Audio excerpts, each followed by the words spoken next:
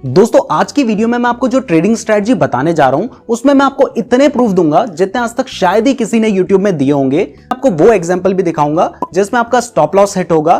तो जब आप देखेंगे कि इस स्ट्रेटजी के हिसाब से कितने टारगेट और कितने स्टॉप लॉस हिट हो रहे हैं, तभी आपको समझ आएगा कि ये स्ट्रेटजी अच्छे से काम करती है भी या फिर नहीं। इस स्ट्रेटजी के बारे में मैं आपको बताऊं तो ये स्ट्रेटजी हाकिनाशी कैंडल्स पर बेस्ड है और इसमें आपको 20 पीरियड का मूविंग एवरेज और 2 स्टोचस्टिक ऑसिलेटर का यूज करना होता है। शायद आपको सुनने में मुश्किल लग रहा होगा, लेकिन ये बहुत ही ज्यादा सिंपल है और इस स्ट्रेटजी का फायदा यह है कि इसका यूज आप intraday trading, options trading, commodity trading और फॉरेक्स ट्रेडिंग के अलावा लॉन्ग टर्म इन्वेस्टिंग के लिए भी कर सकते हैं। बट इस स्ट्रेटजी के बारे में बताने से पहले मैं आपको लास्ट वीडियो का क्लैरिफिकेशन देना चाहता हूं। हमारी जो लास्ट वीडियो है उसके कमेंट्स में कुछ लोग कह रहे थे कि वो स्ट्रेटजी जो हमने लास्ट वीडियो में आपको बताई थी वो हमने किसी दूसरे यूट्यूब चैनल से कॉपी की है, क्योंकि उसके टाइटल में हमने लिखा था 920 इंट्राडे स्ट्रेटजी। तो भाई इसका क्लैरिफिकेशन यह है कि यूट्यूब स्टूडियो में ना एक फीचर होता है रिसर्च का, जिसमें यह टाइटल सजेस्ट किया जा रहा था। तो वीडियो को सर्च रिजल्ट में रैंक करवाने के लिए हमने उस टाइटल का यूज किया था। और सिर्फ टाइटल के बेसिस पे यार ये मत कहो कि हमने स्ट्रेटजी कॉपी की है, क्योंकि टाइटल तो कोई भी कुछ भी डाल सकता है ना, टाइटल पे किसी का कॉपीराइट नहीं हो सकता है। लेकिन फिर भी अगर आपको लगता है कि वो स्ट्रेटजी किसी से कॉपी की गई है, तो मैं आपको बता दूं कि यार हम रिसर्च करके आप तक कंटेंट लेके आते हैं, हम खुद कोई स्ट्रेटजी नहीं बनाते हैं। और अगर हम स्ट्रेटजी बनाएंगे तो उसमें सालों का वक्त लगेगा। हम बस रिसर्च करके आपको बताते हैं। तो ये पॉसिबल है कि जो चीज हम आपको बता रहे हैं वो हमसे पहले किसी ने बता रखी हो, बट हम ध्यान रखते हैं कि जो चीज हम आपको बता रहे हैं वो आपके काम की हो, और इसके लिए हम हर वीडियो बनाने से पहले बहुत दिन रिसर्च करते हैं। और यही वजह है कि हम डेली वीडियो अपलोड नहीं करते हैं। इवन इस वीडियो को बनाने से पहले हमने 3-4 दिन इचीमोकू क्लाउड करके एक स्ट्रेटजी है उस पर रिसर्च की थी, बट फिर हमें लगा कि वो स्ट्रेटजी अच्छे से काम नहीं कर रही है, तो हमने उस पर वीडियो नहीं बनाई और हमारी 3-4 दिन की मेहनत खराब हो गई। तो इतना मेहनत करने के बाद अगर कोई कहे कि हमने स्ट्रेटजी को कॉपी किया है तो वो बुरा लगता है, इसलिए मैं आपको क्लैरिफिकेशन दे रहा हूं। तो चलिए अब इस स्ट्रेटजी के बारे में समझते हैं, लेकिन उससे पहले ध्यान रहे कि ये वीडियो सिर्फ एजुकेशनल पर्पसेस के लिए है। तो ट्रेडिंग अपने रिस्क पर करें और कभी भी लोन लेकर ट्रेडिंग ना करें, क्योंकि इससे आप बहुत बड़ी मुसीबत पे पड़ सकते हैं। सो दोस्तों आ गए हैं हम चार्ट पर आने के बाद सबसे पहला सवाल जो आपके माइंड में आता है वो ये होता है कि हमें कितनी मिनट की कैंडल्स का यूज करना है। तो दोस्तों मैं आपको यहाँ पे क्लियर कर दूं कि अगर आप इंट्राडे ट्रेडिंग करते हैं, ऑप्शंस ट्रेडिंग करते हैं, तो आप 5 मिनट की कैंडल का यूज कर सकते हैं। लेकिन अगर आप कुछ दिन के लिए शेयर बाय कर रहे हैं तो आप 1 आवर का भी यूज कर सकते हैं। कुछ हफ्तों के लिए बाय कर रहे हैं तो 1 डे की कैंडल का यूज कर सकते हैं। कुछ महीनों के लिए बाय कर रहे हैं तो 1 वीक की कैंडल का यूज कर सकते हैं। और अगर आप कुछ सालों के लिए बाय कर रहे हैं तो आप 1 मंथ की कैंडल का भी यूज कर सकते हैं। बट क्योंकि यहाँ पे हम ऑप्शन ट्रेडिंग या फिर इंट्राडे ट्रेडिंग करने के लिए शेयर बाय कर रहे हैं, तो हम यहाँ पे 5 मिनट की कैंडल का यूज करेंगे। आप कुछ केसेस में यहाँ पे 1 मिनट की कैंडल का भी यूज कर सकते हैं, लेकिन 1 मिनट की कैंडल में फेक सिग्नल मिलने के चांसेस बहुत ज्यादा होते हैं, जिसकी वजह से हम 5 मिनट की कैंडल का यूज कर रहे हैं। अब दोस्तों आपको ये तो क्लियर हो चुका है कि यहाँ पे हम अगर इंट्राडे ट्रेडिंग या ऑप्शन ट्रेडिंग कर रहे हैं तो हम 5 मिनट की कैंडल का यूज करेंगे। लेकिन दोस्तों आज जो स्ट्रेटजी मैं आपको बताने जा रहा हूँ उसमें हम ये नॉर्मल कैंडलस्टिक पैटर्न्स का यूज नहीं करेंगे। यहाँ पे हम यूज करेंगे हाकिनाशी कैंडल्स का। तो हाकिनाशी कैंडल्स को यूज करने के लिए आपको जिस भी चार्टिंग सॉफ्टवेयर का आप यूज करते हैं उसके ऊपर आपको कहीं पे कैंडल्स का ऑप्शन नजर आ जाएगा। जैसे यहाँ पे इंडिकेटर्स के बगल में कैंडल्स का ऑप्शन है, तो आपने इस पे क्लिक करना है। जब आप इस पे क्लिक करेंगे तो आपको बहुत सारी टाइप की कैंडल्स नजर आएंगी, जैसे बार्स है, लाइंस भी है। यहीं पे नीचे आपको एक ऑप्शन नजर आ रहा है हाकिनाशी का, तो आपने इस पे क्लिक कर देना है। अब देखो जैसे ही आपने इस पे क्लिक किया तो यहाँ पे जो हमारी कैंडलस्टिक पैटर्न है वो पूरा चेंज हो गया। एक बार मैं आपको दोबारा दिखाता हूँ। जो हमारी नॉर्मल कैंडल्स थी वो कुछ इस तरीके की नजर आती थी, जबकि हमने जैसे ही हाकिनाशी कैंडल्स का यूज किया तो वो कैंडल्स कुछ इस तरीके की नजर आती है। तो पहले तो हमने यहाँ पे कैंडल्स चेंज कर देनी है। अब इसके बाद हमें यहाँ पे इंडिकेटर्स लगाने हैं कुछ, तो अब मैं वो इंडिकेटर्स लगाता हूँ। पहला इंडिकेटर हमें यहाँ पे लगाना है मूविंग एवरेज। तो इस पे आप सिंपल मूविंग एवरेज भी लगा सकते हैं, एक्सपोनेंशियल मूविंग एवरेज भी लगा सकते हैं। तो मैंने मूविंग एवरेज पे क्लिक कर दिया है। अब मूविंग एवरेज के साथ साथ ही हमें यहाँ पे 2 स्टोचस्टिक ऑसिलेटर लगाने हैं। तो स्टोचस्टिक जैसे ही आप लिखोगे तो आपको यहाँ पे दिखाई देगा। इस पे आप 2 बार क्लिक कर दोगे तो ये 2 लग जाएंगे। तो दोस्तों एक बार मैं आपको क्लियर कर दूं कि हमने यहाँ पे क्या क्या चेंजेस किए हैं। तो सबसे पहले तो हमने यहाँ पे जो कैंडल्स थी वो 5 मिनट की कैंडल लगाई है। उसके बाद हमने यहाँ पे नॉर्मल कैंडल्स का यूज नहीं किया है, हमने यहाँ से चेंज करके हाकिनाशी कैंडल्स लगा दी हैं। इसके बाद हमने यहाँ पे 3 इंडिकेटर्स लगाए हैं, जिसमें एक है मूविंग एवरेज और उसके बाद यहाँ पे जो हमने स्टोचस्टिक ऑसिलेटर लगाए हैं वो 2 लगा रखे हैं। अब यहाँ पे जाने के बाद जब आप जाएंगे तो यहाँ पे 9 लिखा होगा। तो आपने इसको चेंज करके 20 कर देना है। तो जब आप इसको 20 कर देंगे तो आपका जो मूविंग एवरेज होगा ये 20 कैंडल्स का मूविंग एवरेज बन जाएगा। इसके बाद जो दो स्टोचस्टिक ऑसिलेटर्स हैं इनमें भी आपने चेंजेस करने हैं। इसमें आपने क्या चेंज करना है, एक तो सबसे पहले जो मिडल बैंड है इसको आप थोड़ा सा डार्क कर लो, या आपने डार्क कर लेना है मिडल बैंड को और इसको लाइन वाला कर देना है कुछ इस तरीके से। यहाँ पे ये जो है इसको आप लाइन बना दो तो कुछ इस तरीके की लाइन एक इसमें आ जाएगी। और इसमें आपने जो सेटिंग है इसको चेंज करके 14 और 3 करना है, 14 3 3 कर देना है और ये कुछ इस तरीके का हो जाएगा। ऐसे ही जो हमारा दूसरा स्टोचस्टिक ऑसिलेटर है इसकी सेटिंग में आपने यहाँ पे जाना है, इसके स्टाइल में भी आपने जाना है और ये जो मिडल वाला बैंड है ना, इस मिडल वाले बैंड पे आपने क्लिक करना है। सबसे पहले इसकी जो डार्कनेस है वो बढ़ा दो और उसके बाद ये बीच वाली लाइन को आप इस पे डार्क वाला कर दो और उसके बाद ये जो मिडल बैंड है इसमें ये डॉट वाली जो लाइन है ना इसको आप नॉर्मल लाइन कर दो, जिससे बीच में एक लाइन आ जाएगी। अगर आप ऐसा नहीं भी करते हैं तब भी आपको समझ आ जाएगा कि बीच में लाइन है। मैं एक बार फिर से बता देता हूं कि आपने इसमें क्या करना है। आपने सबसे पहले क्या करना है, सेटिंग में जाना है। आप स्टोचस्टिक ऑसिलेटर की सेटिंग में जाएंगे, यहाँ पे ये जो मिडल बैंड है आपने इस पे क्लिक करना है और इसको थोड़ा सा डार्क कर लो ताकि आपको वो इजीली नजर आ जाए। और इसके साथ ही यहाँ पे ये डॉट वाली लाइन थी या डैश्ड वाली लाइन थी तो आपने इसे नॉर्मल लाइन कर देना है ताकि इस तरीके की एक लाइन बन जाए। और यहाँ पे आपने जो इसका इनपुट है इसको चेंज करके 14 3 3 कर देना है एक में। ऐसे ही दूसरे में भी आपने बीच वाली लाइन लेकर आनी है और यहाँ पे जो इसका इनपुट है इसको आप चेंज करके कर देंगे 50 और यहाँ पे भी 3 3 आपने कर देना है। बस आपको ये चेंजेस करना है। मैं आपको फिर से एक बार बता दूं, आपको पहला चेंज क्या करना है, ये जो आपका मूविंग एवरेज है इसको 9 से चेंज करके आपने 20 कर देना है। दूसरा जो स्टोचस्टिक ऑसिलेटर आपने लगाया है इसमें जो बीच वाली लाइन है इसको डार्क कर देना है ताकि आपको इजीली नजर आ जाए। और इसमें जो सेटिंग है उसको चेंज करके 14 3 3 कर देना है और नीचे वाले में जो सेटिंग है उसको चेंज करके आपने 50 3 3 कर देना है। तो जब आप ये सारी सेटिंग्स चेंज कर देंगे तो समझ लीजिए सब कुछ हो चुका है। अब आपको ये समझना है कि इस स्ट्रैटेजी का यूज करके आप बाय या कॉल ट्रेड कैसे लेंगे। उसके बाद मैं आपको बताऊंगा कि इस स्ट्रैटेजी का यूज करके आप शॉर्ट सेल या पुट ट्रेड कैसे ले सकते हैं। लेकिन दोस्तों ये समझने के लिए आपको ऑप्शंस ट्रेडिंग के बेसिक पता होने चाहिए। अगर आपको ऑप्शंस ट्रेडिंग के बारे में कुछ भी नहीं पता है तो कोको एफएम में एक ऑडियो बुक है जिसका नाम है ऑप्शंस ट्रेडिंग गाइड। उसको सुनकर आप ऑप्शंस ट्रेडिंग के सारे बेसिक्स बहुत आसानी से समझ सकते हैं। इसके अलावा भी कोको एफएम पर फाइनेंस और ट्रेडिंग से रिलेटेड बहुत सारा ऑडियो कंटेंट हिंदी और अदर रीजनल लैंग्वेज में अवेलेबल है। और अगर आप नीरज 50 कोड यूज करेंगे तो फर्स्ट 250 यूजर्स को 50% का डिस्काउंट मिलेगा और 1 ईयर का सब्सक्रिप्शन आपको सिर्फ 199 रुपीज में मिल जाएगा। तो कोको एफएम का लिंक डिस्क्रिप्शन पे दिया गया है, जरूर चेक करें। तो दोस्तों अब ये देखते हैं कि इस स्ट्रैटेजी का यूज करके आप बाय कैसे करेंगे। तो दोस्तों बाय करने के लिए या फिर कॉल ट्रेड लेने के लिए 3 कंडीशंस फुलफिल होना जरूरी है। पहली कंडीशन यह है कि जो हमारा फर्स्ट स्टोचस्टिक ऑसिलेटर है वो 50 से ऊपर होना चाहिए। तो ये जो हमारी बीच वाली लाइन हमने यहाँ पे खींची थी ना, ये जो बीच वाली लाइन है ये 50 की लाइन होती है। तो ये दोनों जो लाइन है वो 50 से ऊपर होनी चाहिए। तो यहाँ पे देखो ये दोनों 50 से ऊपर हैं। दूसरा आप देखेंगे कि जो दूसरा हमारा इंडिकेटर है वो भी 50 से ऊपर होना चाहिए। तो आप देखेंगे कि जो बीच वाली लाइन है वो 50 है और ये भी 50 से ऊपर है।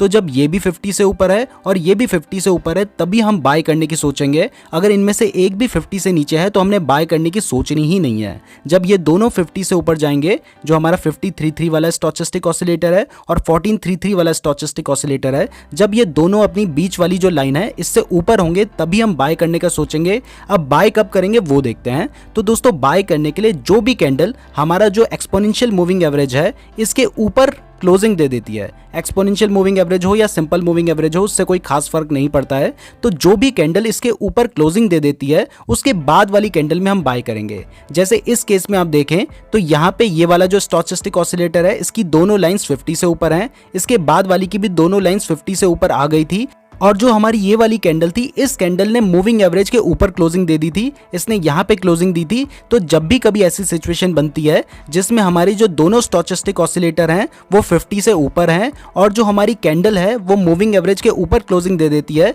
तो हम उसके बाद वाली कैंडल पे बाय कर लेंगे। तो हमने यहाँ पे बाय किया होता, आपको दिखाई दे रखा है, मैंने पहले से लिख भी रखा है कि आपने इस वाली कैंडल में बाय किया होता तो आप यहाँ पे कर सकते थे, यहाँ पे कर सकते थे, वो आप पे डिपेंड करता है कि आप किस टाइम पे बाय करते हैं।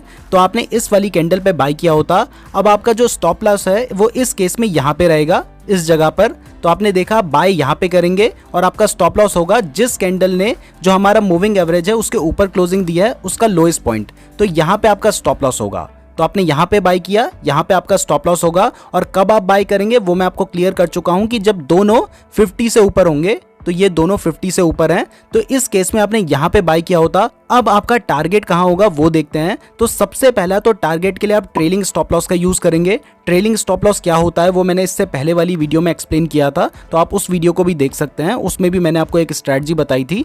तो अब आप ये समझ चुके हैं कि बाय कहाँ पे करना है, स्टॉप लॉस कहाँ पे लगाना है, और 3 कंडीशन क्या है बाय करने की वो आप समझ चुके हैं। तो टारगेट के लिए एक तो आप ट्रेलिंग स्टॉप लॉस का यूज करेंगे, जिसमें आप अपने स्टॉप लॉस को बढ़ाते चले जाएंगे जब तक आपका टारगेट हिट ना हो जाए।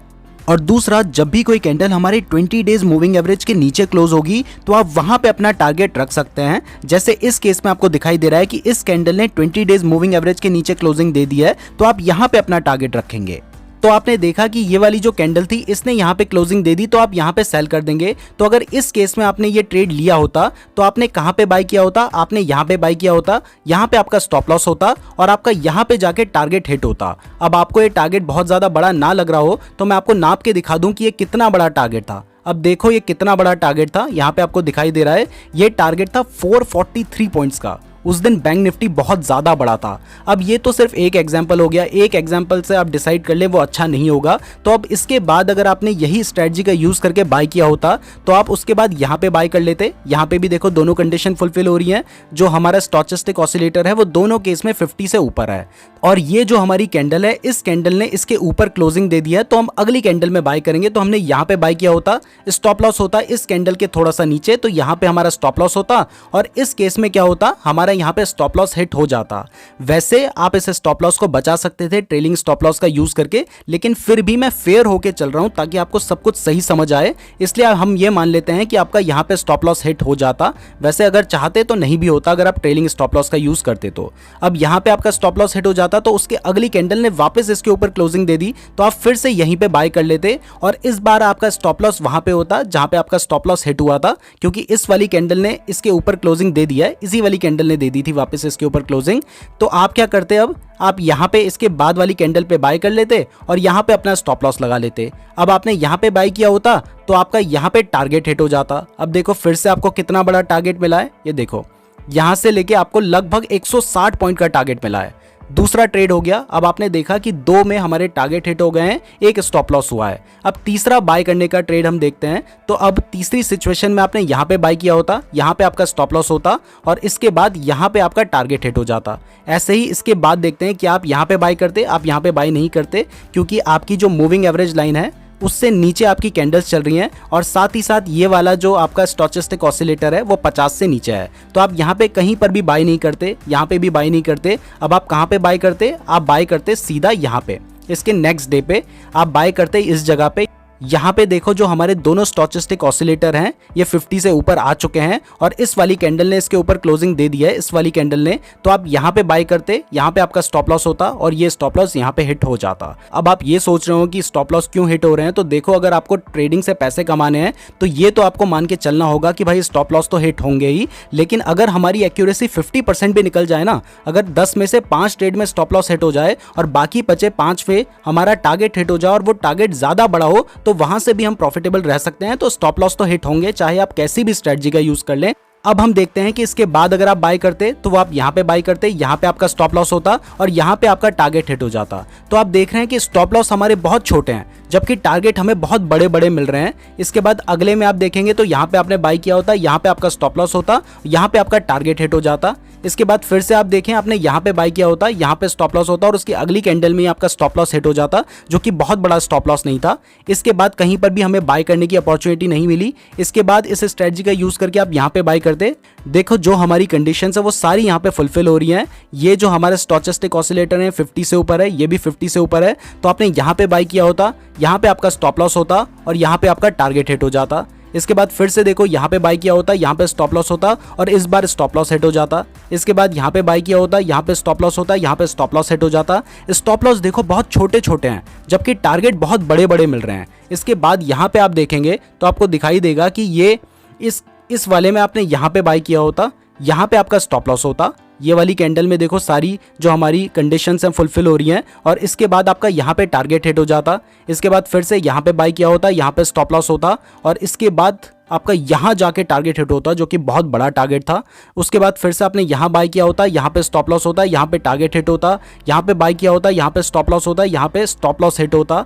इसके बाद यहाँ पे कहीं भी बाय करने की अपॉर्चुनिटी नहीं मिल रही है क्योंकि जो हमारी कैंडल्स हैं वो मूविंग एवरेज से नीचे चल रही हैं और जो हमारा स्टोचस्टिक ऑसिलेटर है वो भी 50 से नीचे चल रहा है। पता यहाँ पे बाय, यहाँ पे स्टॉप लॉस, यहाँ पे स्टॉप लॉस हिट। इतने ज्यादा एग्जांपल्स जितने आज मैंने एक वीडियो में दे दिए ना, इतने मैंने कई वीडियो में नहीं दिए होंगे और आज तक मुझे नहीं लगता कि किसी भी यूट्यूब वीडियो में इतने एग्जांपल्स दिए गए होंगे किसी एक स्ट्रेटजी को लेकर। अब इसके बाद यहाँ पर हमें कोई भी बाय करने की अपॉर्चुनिटी नहीं मिली। तो अभी तक मैंने आपको टोटल जो एग्जांपल्स दिखाए हैं ये 17 एग्जांपल्स हैं।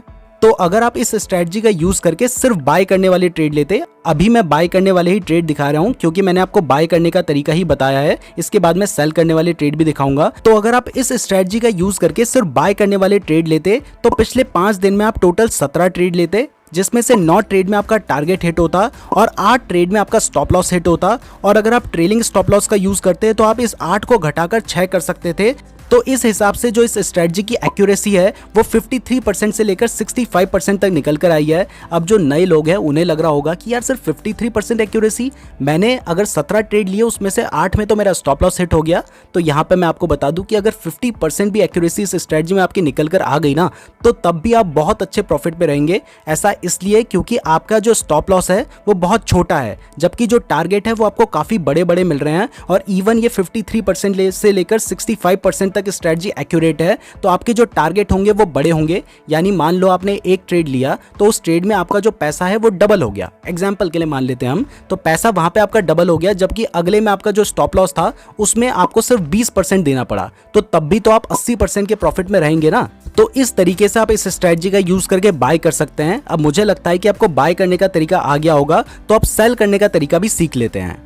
दोस्तों, वीडियो में आगे बढ़ने से पहले अगर आप शेयर मार्केट पे इन्वेस्टमेंट करने के लिए बेस्ट डीमैट अकाउंट खुलवाना चाहते हैं तो इस वीडियो के डिस्क्रिप्शन में मैंने आपको एंजल वन का लिंक दिया है, वहां से आप अपना बिल्कुल फ्री डीमैट अकाउंट खुलवा सकते हैं। और अगर आप ज़ीरोधा में अकाउंट खुलवाना चाहते हैं तो मैंने उसका लिंक भी डिस्क्रिप्शन पे दिया है, वहां पे अकाउंट ओपनिंग चार्जेस 200 रुपीज है। तो डिस्क्रिप्शन जरूर चेक कर लीजिएगा। और एंजल वन में तो अकाउंट बिल्कुल फ्री में खुल रहा है, तो वहां जरूर खुलवा लीजिएगा।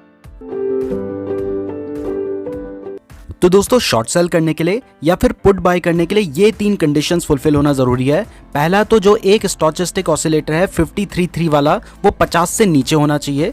दूसरा जो सेकंड स्टोचस्टिक ऑसिलेटर है 1433 वाला वो भी 50 से नीचे होना चाहिए। और तीसरा जो प्राइस है वो 20 EMA या SMA से नीचे होनी चाहिए। तो अगर आप यहाँ पे देखेंगे तो इस वाली कैंडल में आपकी 2 कंडीशंस फुलफिल हो रही थी। एक तो जो प्राइस थी वो हमारा 20 EMA से नीचे थी, और दूसरा इस वाले अगर स्टोचस्टिक ऑसिलेटर में आप देखेंगे तो यहाँ पे जो ये दोनों लाइंस हैं ये 50 के नीचे थी, लेकिन जो 50-3-3 वाला स्टोचस्टिक ऑसिलेटर है इसमें एक लाइन अभी नीचे नहीं आई थी। लेकिन इसके बाद वाली अगर आप कैंडल में देखेंगे तो यहाँ पे तीनों कंडीशंस फुलफिल हो रही थी। जो हमारे स्टॉक की प्राइस है वो EMA से नीचे थी, 20 EMA से नीचे थी। यहाँ पे जो स्टोचस्टिक ऑसिलेटर है वो 50 से नीचे है, ये वाला भी और ये वाला भी। तो यहाँ पे हमारी तीनों कंडीशंस फुलफिल हो रही थी। लेकिन यहाँ पे 3:10 हो चुका था, तो बहुत ज़्यादा टाइम नहीं बचा था, इसलिए आप यहाँ पे शॉर्ट सेल करते तो आपको बहुत ज़्यादा टाइम नहीं मिल पाता, इसलिए रिस्क बढ़ जाता। तो अब हम आते हैं नेक्स्ट डे पे। अब आप यहाँ पे देखेंगे तो यहाँ पे ऑलरेडी आपकी तीनों कंडीशंस फुलफिल हो रखी हैं। जो स्टॉक की प्राइस है वो 20 EMA से नीचे है, और जो दोनों स्टोचस्टिक ऑसिलेटर हैं वो 50 से नीचे हैं। ये भी 50 से नीचे है और ये भी 50 से नीचे है। तो आपकी यहाँ पे तीनों कंडीशंस फुलफिल हो रखी हैं। तो हम क्या करेंगे, इसके बाद वाली जो कैंडल है इसमें स्टॉक को शॉर्ट कर देंगे या फिर पुट ऑप्शन बाय कर देंगे। तो आपने यहाँ पे कहीं पे पुट ऑप्शन बाय किया होता और यहाँ पे आपका स्टॉप लॉस होता। तो अगर आपने इसमें ट्रेड लिया होता तो आपको कहाँ पे टारगेट मिलता, आपको यहाँ पे टारगेट मिलता। आप टारगेट के लिए क्या कर सकते हैं, पहला तो आप ट्रेलिंग स्टॉप लॉस का यूज करेंगे, और दूसरा जब भी कोई कैंडल हमारा जो एक्सपोनेंशियल मूविंग एवरेज है उसके ऊपर क्लोजिंग दे देती है तो आप वहां पे अपना टारगेट मान लेंगे और वहां पे उसको सेल कर देंगे या फिर वापस बाय कर लेंगे अगर आपने शॉर्ट सेल किया होगा। तो इस केस में अगर आपने इस ट्रेड को लिया होता तो आपने यहाँ पे शॉर्ट सेल किया होता या फिर पुट ऑप्शन बाय किया होता, यहाँ पे आपका स्टॉप लॉस होता और इस जगह पे आपको आपका टारगेट मिल जाता। इसके बाद कहीं पर भी आपको सेल करने की अपॉर्चुनिटी नहीं मिल रही थी। आप देखेंगे यहाँ पे जो है हमारी ये वाली कंडीशन फुलफिल नहीं हो रही थी, ये 50 के ऊपर था। इसके बाद जो हमारी ये तीनों कंडीशंस थी वो यहाँ पे फुलफिल हो रही थी। इस वाली कैंडल ने 20 EMA के नीचे क्लोजिंग दे दी थी, और इसके साथ ही जो हमारे स्टोचस्टिक ऑसिलेटर थे वो भी 50 के नीचे आ गए थे। तो आप क्या करेंगे, इसके बाद वाली जो कैंडल है इस कैंडल में आपने शॉर्ट सेल कर दिया होता या फिर पुट ऑप्शन बाय कर लिया होता और आपका स्टॉप लॉस यहाँ पर होता।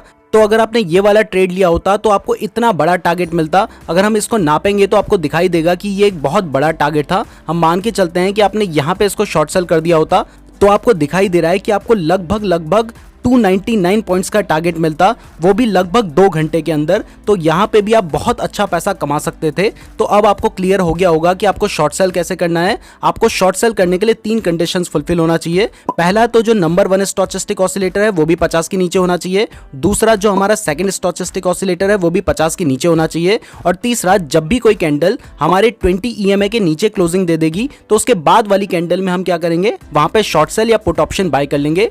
जैसे इस वाली कैंडल ने इसके नीचे क्लोजिंग दे दी थी और यहाँ पे हमारी सारी कंडीशंस फुलफिल हो रही थी, तो हमने यहाँ पे शॉर्ट सेल किया और यहाँ पे हमारा स्टॉप लॉस रहा। और टारगेट के लिए हम क्या करेंगे, टारगेट का एक बार फिर से क्लियर कर देता हूँ।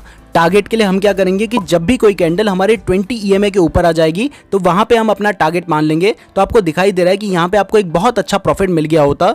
तो दोस्तों इस तरह से आप इस स्ट्रेटजी का यूज करके प्रॉफिट जनरेट कर सकते हैं। बट जैसा कि मैंने आपको लास्ट वीडियो में भी बताया था कि जब भी आप कोई स्ट्रेटजी सीखते हैं तो उसे डायरेक्टली लाइव मार्केट में अप्लाई करने से पहले पेपर ट्रेडिंग में उसकी प्रैक्टिस जरूर कर लिया करो, ताकि जब आप पेपर ट्रेडिंग में प्रैक्टिस करोगे तो आपको समझ आ जाएगा कि वो स्ट्रेटजी अच्छे से काम कर रही है भी या फिर नहीं, और आपको उसकी प्रैक्टिस भी हो जाएगी। तो तब जाके जब आप लाइव मार्केट में उसे अप्लाई करोगे तो आप बेटर रिजल्ट्स गेन कर सकते हो। मैं उम्मीद करता हूं आपको वीडियो पसंद आई होगी। वीडियो पसंद आई है तो लाइक जरूर कीजिएगा। अगर आप ऑप्शंस ट्रेडिंग के बेसिक्स सीखना चाहते हैं तो आप कुकू FM पर options trading guide audio book को सुन सकते हैं, लिंक डिस्क्रिप्शन पे दिया गया है। इसके साथ ही अगर आप नीरज 50 कोड का यूज करेंगे तो आपको एनुअल सब्सक्रिप्शन पर 50% का डिस्काउंट भी मिल जाएगा। Offer valid for first 250 users only. इसके अलावा एंजल वन में फ्री डीमैट अकाउंट ओपन करने का लिंक, हमारे फ्री टेलीग्राम चैनल का लिंक और अदर सोशल मीडिया अकाउंट्स का लिंक भी डिस्क्रिप्शन पे दिया गया है। इस तरह की और वीडियोस देखने के लिए हमारे चैनल को जरूर सब्सक्राइब कर दीजिएगा। और अगर आपने यहां तक वीडियो देखी है तो आप हमारे लिए बहुत ज्यादा स्पेशल है, कमेंट करके जरूर बताइएगा। धन्यवाद।